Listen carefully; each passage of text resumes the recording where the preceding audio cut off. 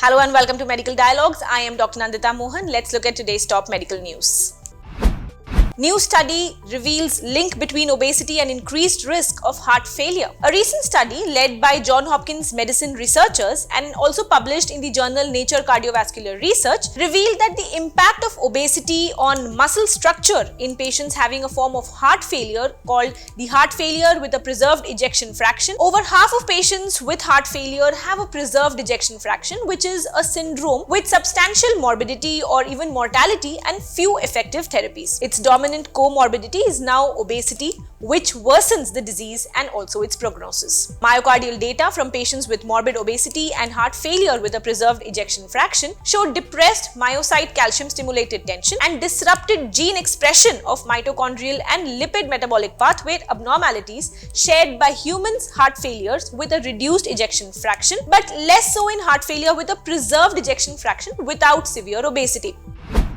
Diet and exercise found to be as effective as therapy in treating depression, study reveals. We all know that depression is the leading cause of disability worldwide and is associated with disruptions to several brain and psychological processes, including impaired learning and even memory. A recent trial shows improving diet and doing more physical activity can be as effective as therapy with a psychologist for treating low-grade depression. Now, previous studies have found lifestyle therapies as effective for depression, but they have never been directly compared with psychological therapies. So the research that I'm talking about here targeted people with elevated distress, meaning at least mild depression but not necessarily a diagnosed mental disorder. Typical symptoms including feeling down, hopeless, irritable or even tearful. After partnering with local mental health services, the authors recruited 182 adults and provided group-based sessions.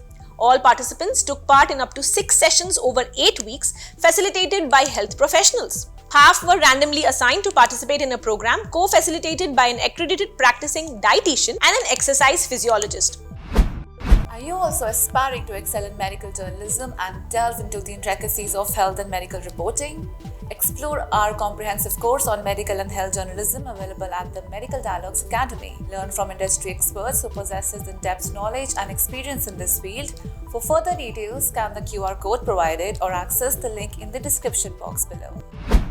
Study shows SGLT2I inhibitors or Finerenone added to RAAS inhibitors offers kidney and heart protection for diabetics with CKD. Type 2 diabetes, we all know, is the leading cause of end-stage kidney disease globally. The presence of both T2D and CKD poses a major public health challenge because patients are at increased risk of cardiovascular events and related mortality compared with patients with either condition alone. So according to a new research that was published in BMC Nephrology, add on an SGLT2 inhibitor or Finerenone to RAAS inhibitor may provide kidney and CV protection in diabetics with CKD. Given the substantial burden of chronic kidney disease associated with type 2 diabetes, an aggressive approach to treatment is definitely required. So despite the benefits of guideline-directed therapy, there still remains a high residual risk of continuing progression of chronic kidney disease and of cardiovascular events.